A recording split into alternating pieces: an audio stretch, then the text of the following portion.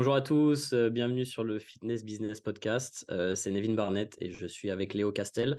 Aujourd'hui, on voulait parler d'un sujet qui nous tient à cœur, qui est l'expatriation.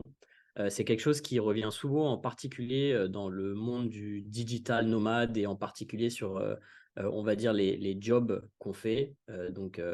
Léo un peu plus sur la partie marketing et moi, historiquement, un peu plus sur la partie coaching et fitness.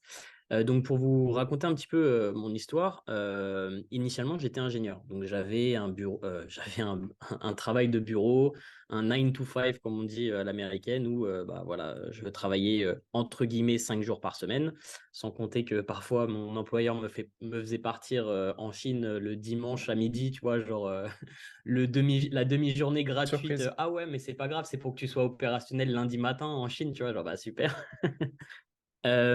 Et pour la petite histoire, en 2016, comme vous savez, mon meilleur pote Antoine Fonbonne, avec qui on a fait Bayesian. Donc avant Bayesian, quand j'étais encore ingénieur, on est parti en Thaïlande ensemble en 2016 et on a passé un séjour extraordinaire d'un peu plus de 2 semaines où on était là-bas. Et après, on est tous les deux rentrés et je me rappelle être dans le RER B entre Charles de Gaulle et chez moi à Fresnes. Et c'était vraiment un moment extrêmement difficile. Je venais de passer 2 semaines extraordinaires en Thaïlande. Et là, je rentrais dans la réalité.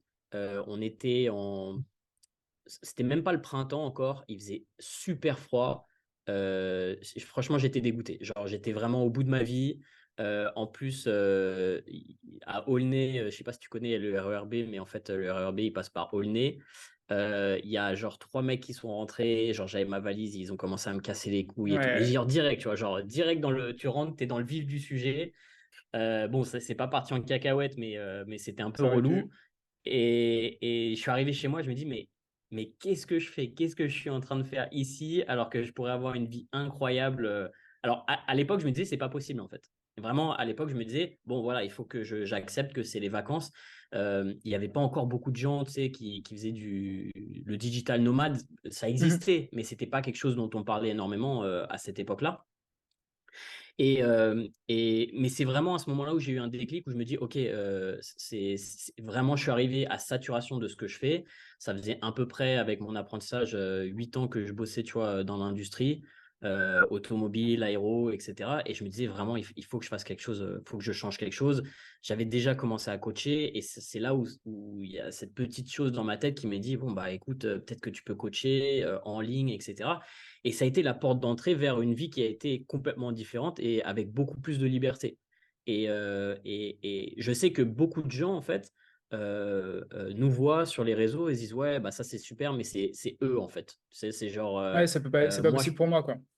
exactement, ouais. Et je pense que j'avais d'une certaine manière cette mentalité, un petit peu, parce que je me disais, tu vois, j'avais à l'époque 28 ans, j'allais sur mes 29, et je me disais, je vais pas changer de carrière, je vais pas repartir, tu sais, je suis trop vieux en fait. Alors Hmm. que maintenant, quelques années plus tard, je me dis, mais à 28 ans, À en n'importe fait, quel tu as âge, tu tout. le fais. Ouais, et puis surtout, à 28 ans, tu as toute la vie devant toi, tu vois, genre vraiment, je sais plus quel bouquin j'avais lu qui disait que tu commences à prendre des décisions pour toi à partir de 20 ans d'une certaine manière. Donc ta vraie vie décisionnelle et qui n'est pas dépendante des autres et des choix des autres, etc., ça commence à partir de 20 ans. Et on va dire que bah, c'est 20 ans jusqu'à ce que tu meurs. Et 28 ans, quand tu réfléchis, disons que tu vis jusqu'à 80 ans, bah, tu es à 10% Ouais, de ta c'est tout vie en jeune, ouais. fait, d'une certaine manière. Tu vois, Hmm. c'est assez fou.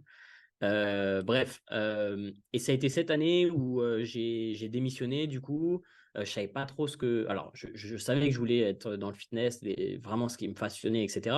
Mais je savais pas trop comment faire. Tu vois, genre, je me suis dit, bon, ok, il faut que je monte une activité. J'ai commencé par direct monter un site en ligne parce que je pensais que c'était forcément la première étape. Alors, c'est pas une mauvaise idée, mais j'aurais pu déjà commencer à, tu vois, Vendre avant, parler ouais. aux gens autour de moi. Ouais, c'est ça. Commencer à vendre, envoyer des mails aux gens que je connaissais, des messages aux gens que je connaissais pour savoir s'ils étaient intéressés par potentiellement du coaching, etc.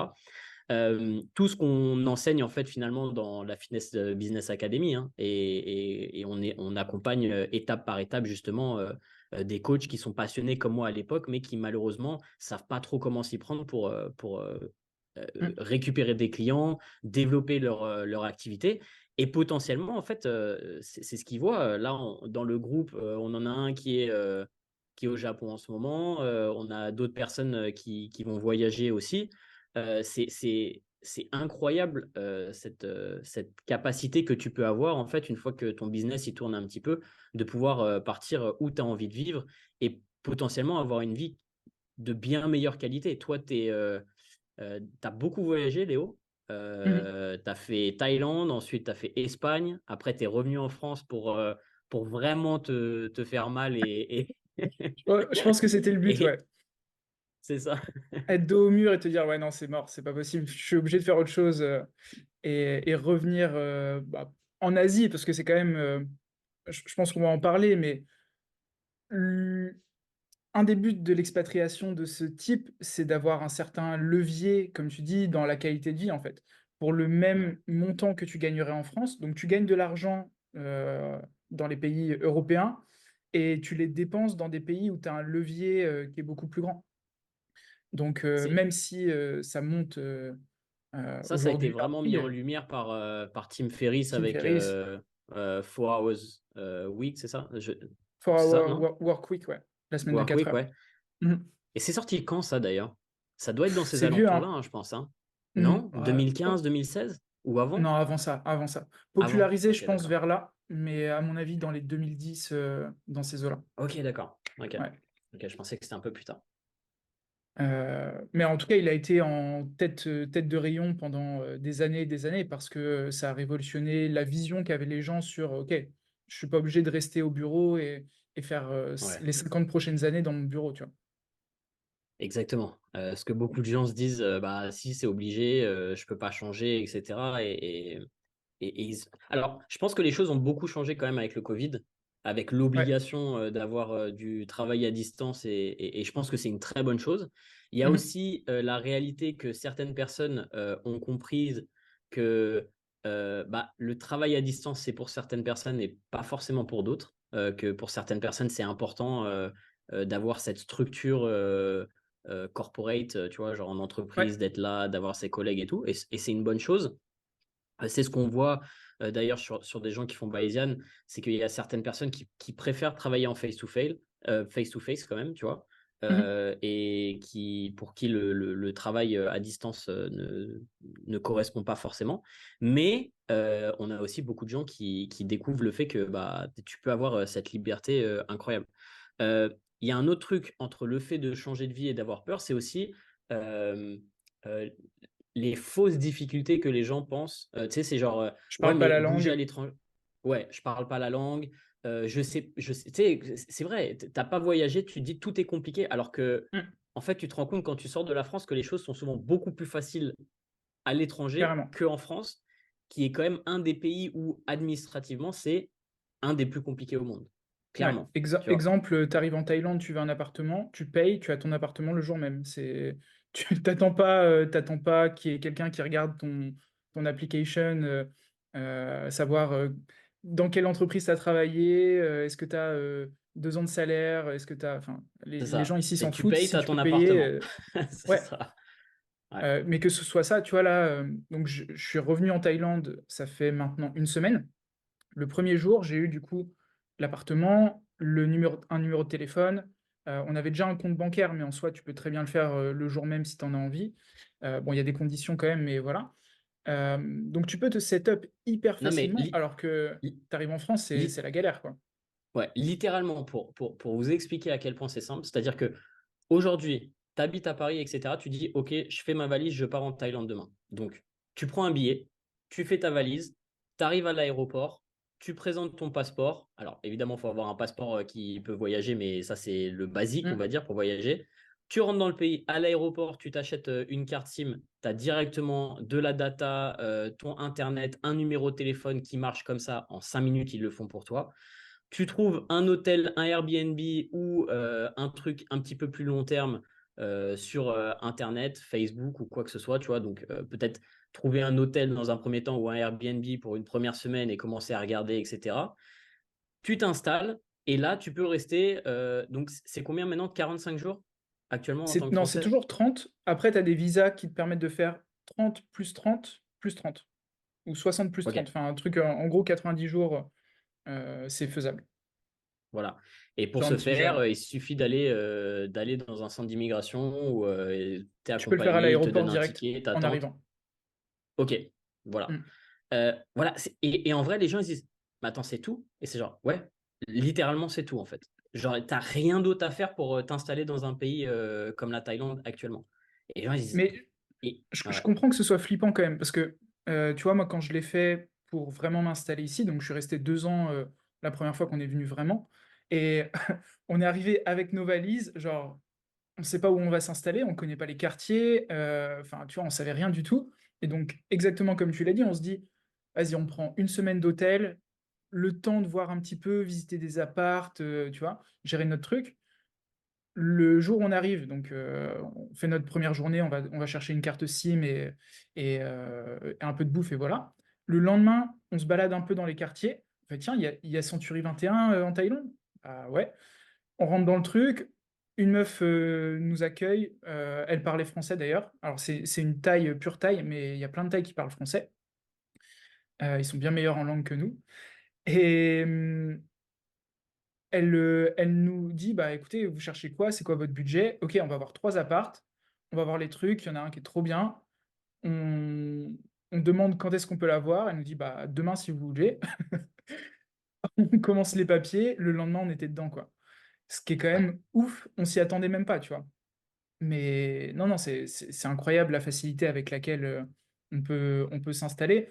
Alors, il y a des difficultés en termes de visa. Je pense que c'est un peu pareil à Bali, quoique c'est un petit peu plus simple, j'ai l'impression, mais ça a quand même un coût. Mais il faut aussi le prendre en compte dans la qualité de service que tu vas avoir. Tu prends un appart moyen en Thaïlande. Donc là, on parle de Bangkok, qui est quand même plus cher que d'autres endroits en Thaïlande, notamment Chiang Mai, qui serait un peu moins élevé. Mais dans ton condo, donc dans ton immeuble, tu as en général au moins une piscine, une salle de sport, un sauna, ce qui est quand même le minimum, souvent un espace de coworking. Donc en soi, même si tu as un appart de 40 mètres carrés que tu payes 300, 500 euros par mois dans ces eaux-là, bah, à part dormir chez toi, tout le reste, tu peux le faire dans le reste de l'immeuble en fait. Donc ouais, c'est un peu ta maison en fait, le ouais, condo. Et ouais, tout est c'est ça, c'est une propre, tout est résidence, c'est complet. surveillé, c'est Quelqu'un vient super t'ouvrir la sécure. porte, tu veux Ouais. un taxi, il y a une personne du staff qui va le demander pour toi. Enfin, le niveau de service, c'est incomparable avec ce qu'on peut trouver en Europe, où il faudrait gagner 20 000 euros par mois et avoir du staff à plein temps, quoi. Ouais, clairement, clairement. Et tout ça avec le sourire, dans une atmosphère top, avec une météo qui est généralement plus clémente qu'à Paris. Voilà, il y a beaucoup de choses. Généralement, les gens qui me disent, ouais, mais pourquoi t'es en Asie, pourquoi t'es à Bali, etc. C'est des gens généralement qui sont pas venus. Parce que la plupart des gens qui viennent, mes potes qui viennent, à chaque fois ils me disent, putain, t'as trop de chance. Ou genre, ah ouais, je comprends 100%. Là, j'ai Hmm. ma mère qui est venue passer un mois avec moi pour les fêtes. On a voyagé un petit peu, etc. Et elle a halluciné. Elle me disait, mais attends, ils viennent faire le ménage 3 fois par semaine. Ils changent tes draps toutes les semaines. C'est genre tous ces trucs-là. Hmm. Et moi, je suis, bah ouais, c'est inclus dans mon prix, dans mon loyer, etc. Tu vois, tous ces trucs-là, ça fait partie du truc.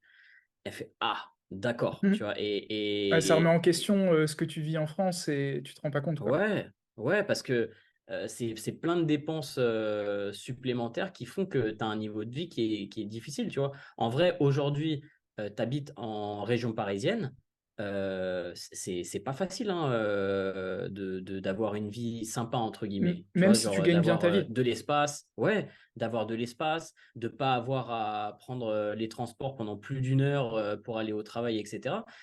La grande majorité des gens, c'est soit tu vis loin, soit tu payes très cher ton loyer pour être un petit peu plus dans le Hmm. centre, etc. Enfin, Mais tu vis dans des voilà, trucs tout petits. c'est ça.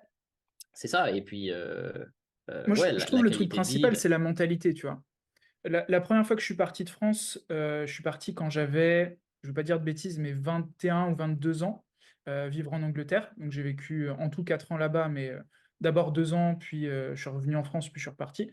Et le but, c'était de me couper un petit peu de la mentalité à la française, parce que donc ma compagne et moi, on est plutôt ambitieux, on voulait faire des trucs, et en France, on était un peu tiré vers le bas, même si on sortait d'école de commerce. Les gens qui étaient avec nous, ils voulaient pas forcément créer des entreprises ou des trucs comme ça. Ils allaient bosser chez Capgemini ou tu vois, en conseil ou des trucs comme ça. C'était pas forcément ce qui nous attirait. Et ce qu'on a compris rapidement, c'est que, enfin, on connaissait déjà un petit peu l'Angleterre. Ils laissent leur chance aux gens qui sont ambitieux, tu vois, ou qui vont prendre des risques ou qui sont prêts à prendre des responsabilités. Donc, quand on est arrivé, en soi, Aude, elle est arrivée, elle était directement manager. Moi, j'ai mis un mois à le devenir. Et du coup, on avait un bon poste directement.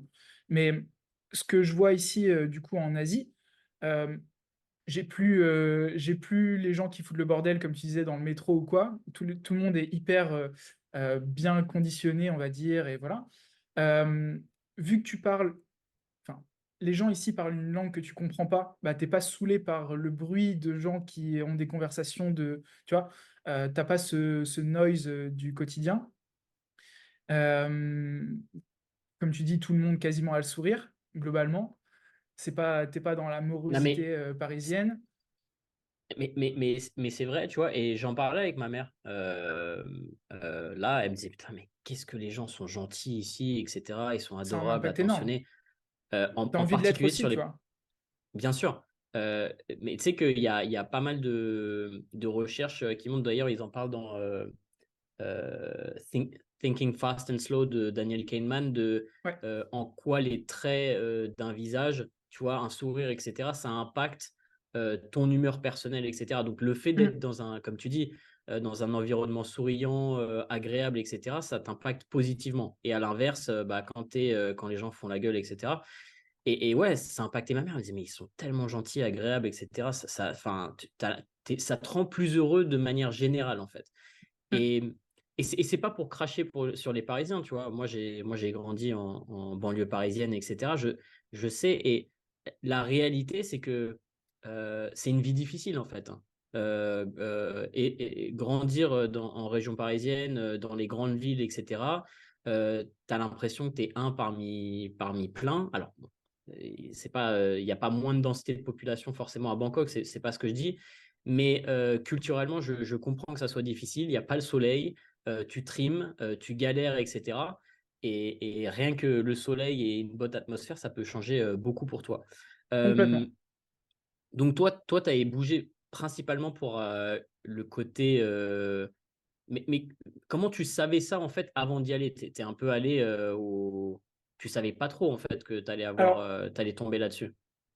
pour l'Angleterre, c'était pour aller bosser, donc on voulait pratiquer la langue, devenir bilingue et être Ok. tranquille après. On parlait déjà bien anglais et voilà, c'était juste pour l'opportunité d'aller bosser dans un autre pays. Aude, elle a eu un Ok. contrat tout de suite avec Decathlon, donc je me suis dit, ok, je la suis, moi je vais trouver autre chose.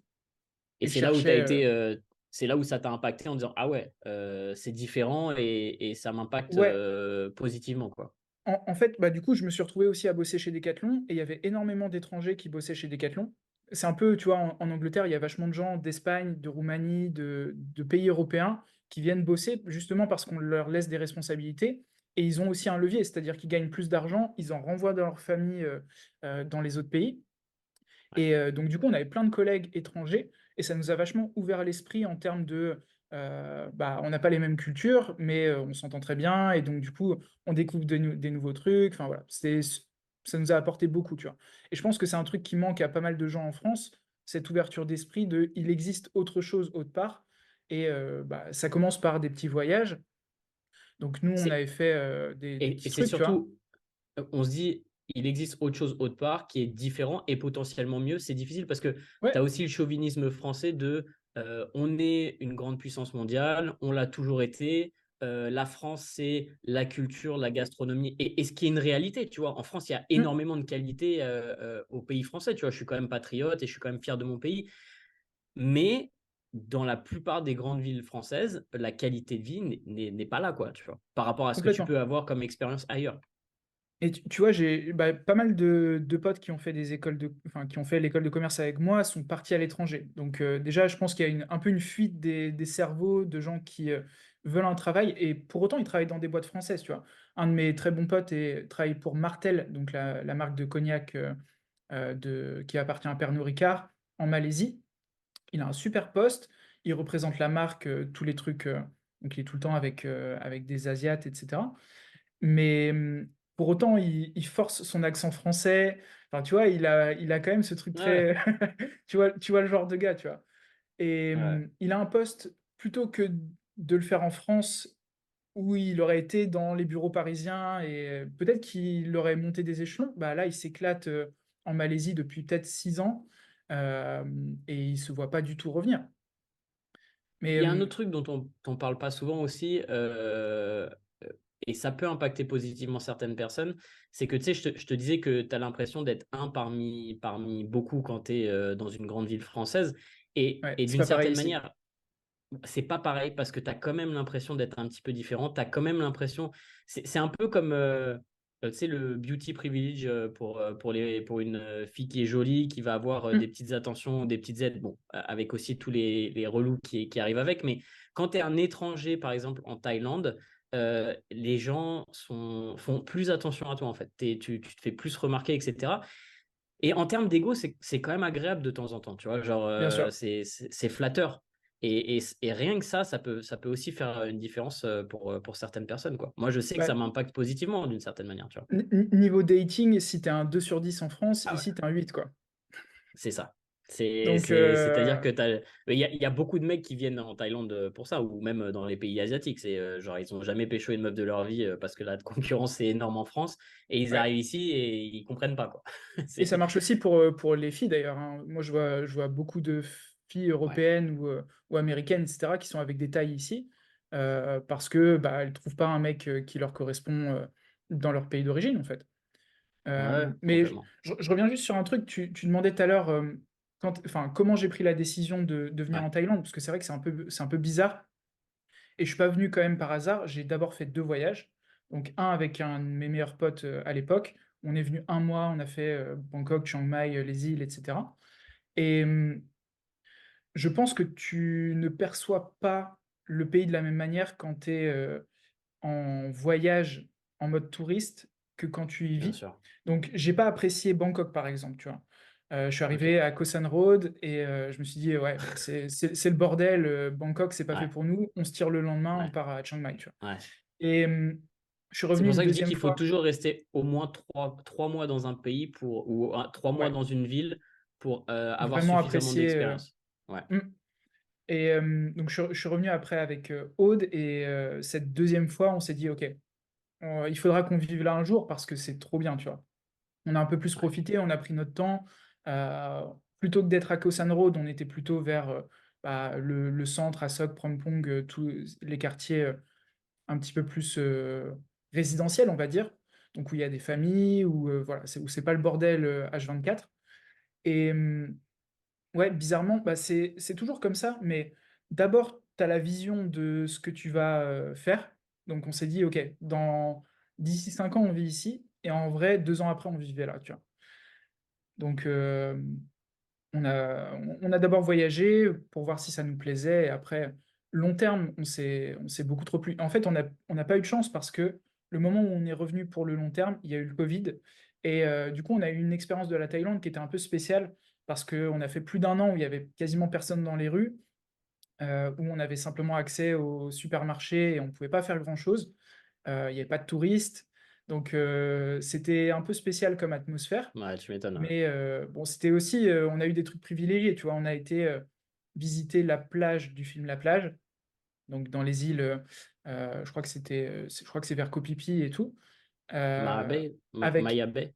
ouais, alors qu'il y avait Ouais, personne sur un yacht, enfin c'était la folie, alors que normalement incroyable. c'est Ouais. tout le temps blindé Ouais, et tu peux pas approcher le truc et là on faisait ce qu'on voulait, quoi. Donc incroyable. on a pu en profiter, mais c'est ouais. Là, je reviens en Thaïlande d'ici, cet été parce que dès l'instant où on a mis les pieds ici, comme tu l'as dit tout à l'heure, boum, directement gros smile, il fait hyper beau, tu as envie d'être productif, tu as envie de te bouger. Ça te sort de ta zone de confort aussi et de te dire: «OK, j'ai envie de kiffer dans ce pays, j'ai envie de gagner, de l'argent pour pouvoir en profiter». Tandis que quand là, j'étais en France, j'étais là un peu, tu vois, renfermé sur moi-même de bon, bah, pourquoi est-ce que je serais productif alors que j'ai ma petite vie dans mon petit coin, tu vois. Là, Ouais. ici, t'as envie d'exploser, tu vois.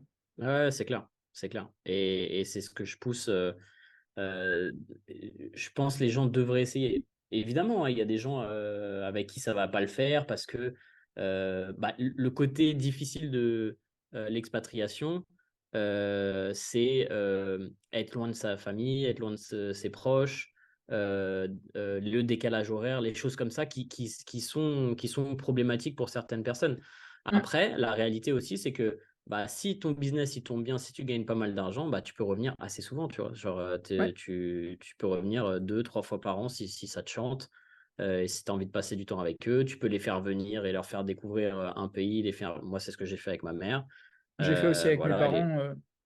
Et ça c'est apporte ça, beaucoup, tu vois. Enfin, la satisfaction de pouvoir c'est amener très fort. tes parents ici et de leur faire découvrir des Leur faire trucs pour la découvrir, première ouais. fois, tu vois. Moi, Ouais, c'est ça a clair. été une expérience incroyable, ouais. En vrai, enfin, c'est souvent des expériences qui sont beaucoup plus fortes et qui imprègnent largement plus les mémoires que, tu vois, genre un dîner de famille, comme tu en as fait 56 000 dans ta vie. C'est genre, ah ouais, bah tu te rappelles quand on était sur cette île ou ce truc-là, c'est des trucs qui restent à jamais, Carrément, quoi. carrément. C'est spécifique. Et ça, tu peux pas le faire si tu te mets pas dans un environnement, un contexte un peu exceptionnel. Mm. Donc ça, c'est à prendre en compte. Et Euh, tu vois, juste, j'ai un peu le retour d'expérience de deux coachs que je connais. Donc, un qui était ici en Thaïlande, puis qui est parti au Vietnam. Donc, il coachait en présentiel ici. Il a appris le thaï, bah, vous le connaissez peut-être sous le nom de Fit Farang. Il a changé de nom depuis, mais Ah c'est ouais, ouais. French Trainer Abroad. Donc, il était ici en Thaïlande. C'est un gars de mon quartier à la base de Brest. Et il a eu une super expérience ici. Il coachait comment on pourrait appeler ça? Des housewives, des femmes d'expat ou des trucs comme ça. Il allait les coacher dans leur condo et bah, il a eu une expérience trop bien. Après, il est parti le faire au Vietnam. Là, il revient ici. Et un autre bah, ancien client à moi il est à Rio. Il est prof de boxe, enfin coach de boxe là-bas. Et il fait venir ses coachés français pour faire des genres de séminaires de boxe à Rio. Et il a une vie incroyable aussi.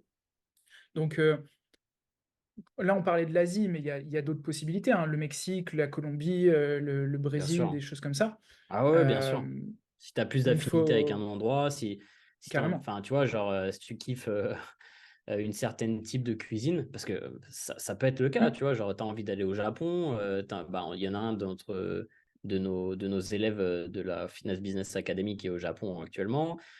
Si tu as envie, Il y a une bah, comme culture, il tu y dis, a... Ouais, ouais, l'Amérique du Sud, c'est incroyable, comme tu dis, hein, le Brésil, il y a une grosse culture fitness en plus au mm. Brésil.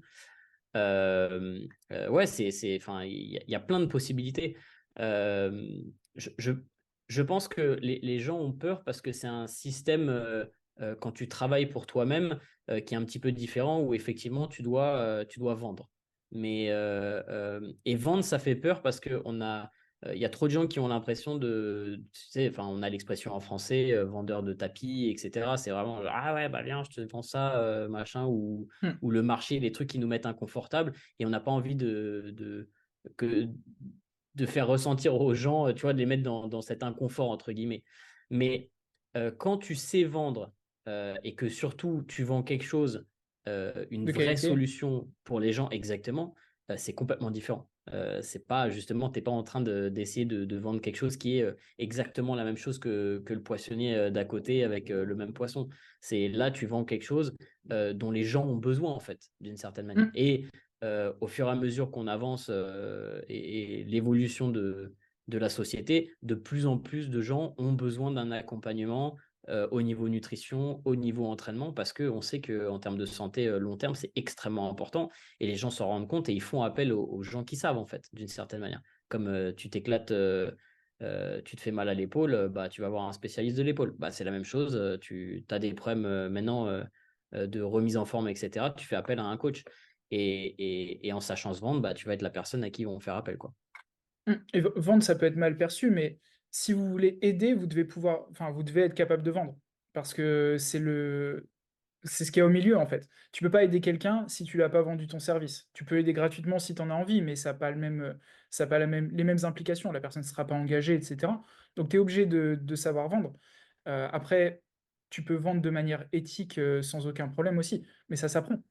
J'ai envie de dire que vendeur de tapis, c'est un peu le premier step de la vente. Quand tu commences à aller un peu plus en profondeur et comprendre la psychologie qu'il y a derrière, etc.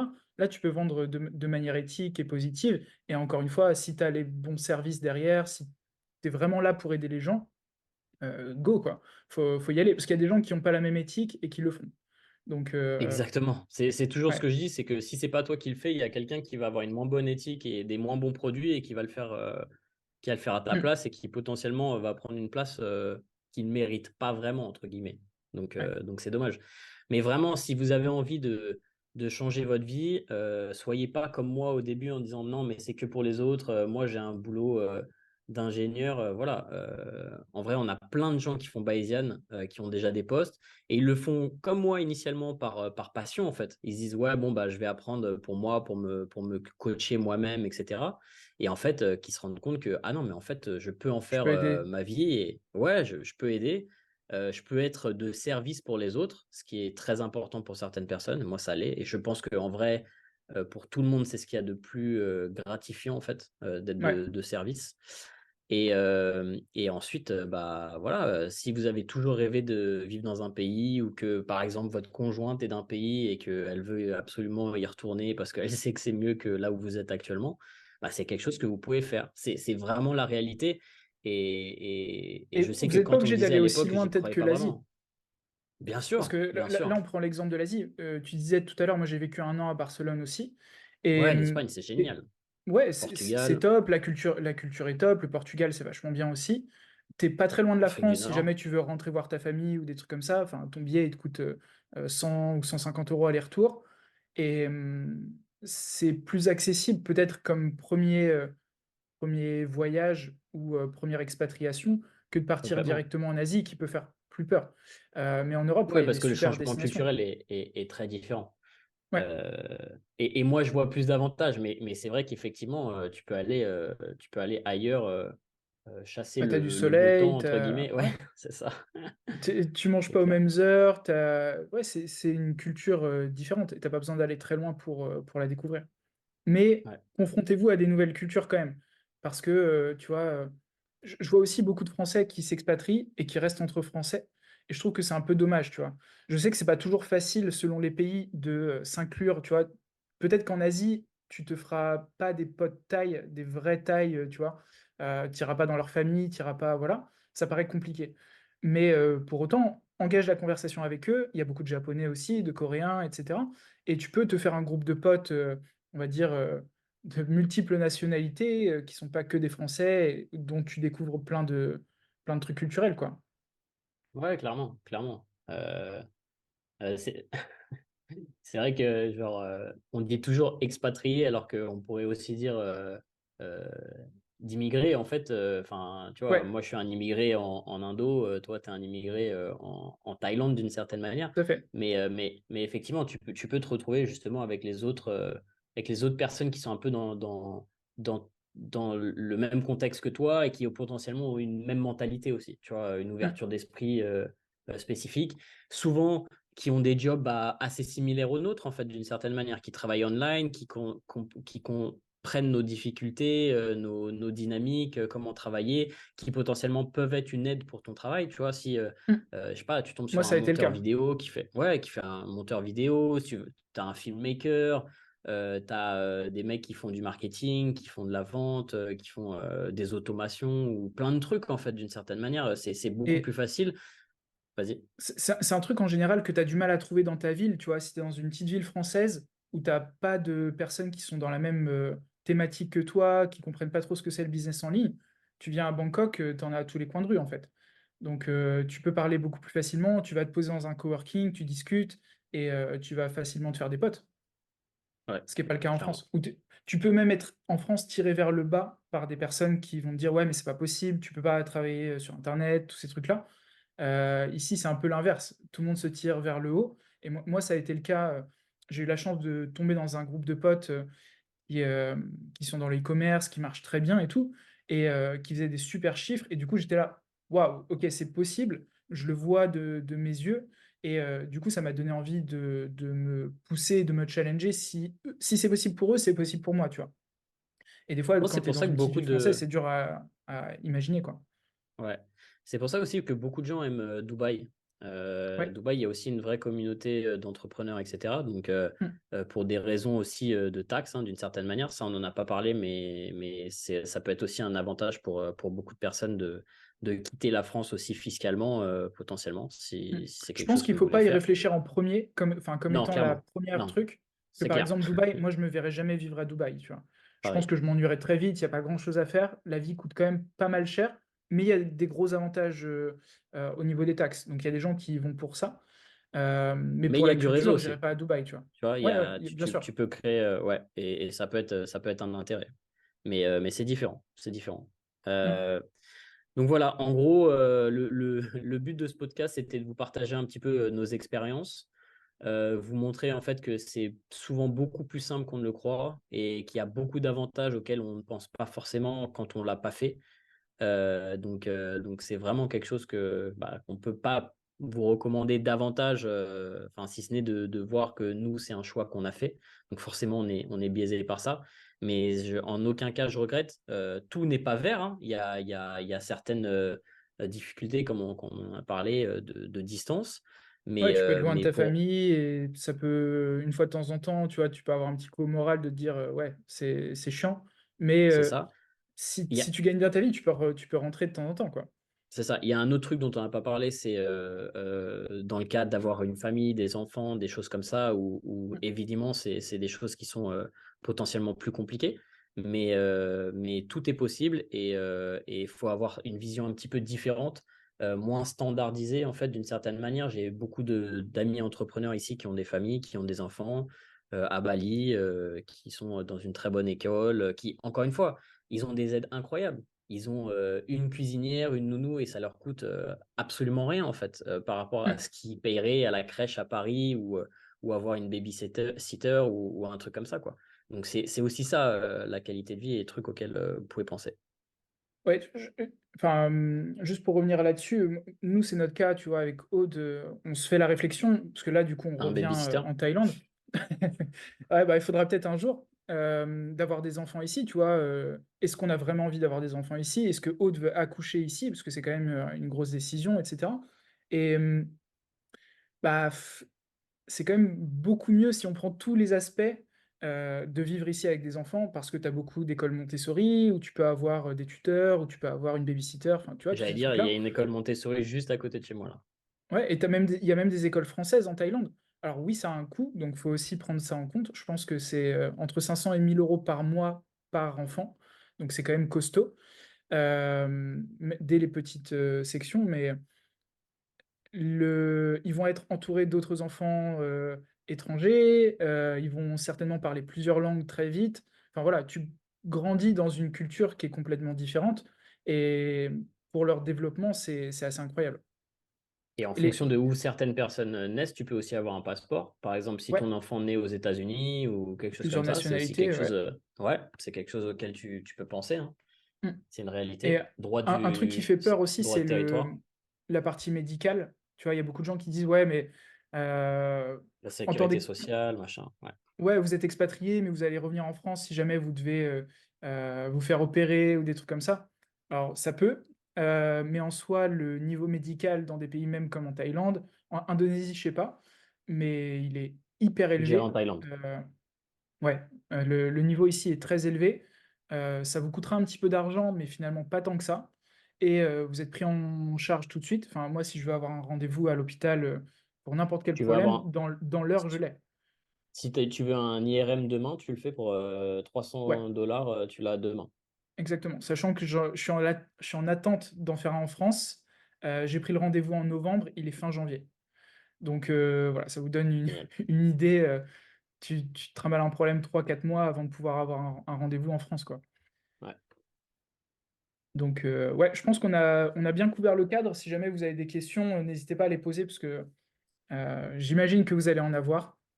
Mais faites le test. Ouais, Voyagez d'abord et posez-nous les questions. Ça sera intéressant peut-être qu'on fasse un épisode 2 avec toutes vos questions auxquelles on n'a pas répondu dans cet épisode.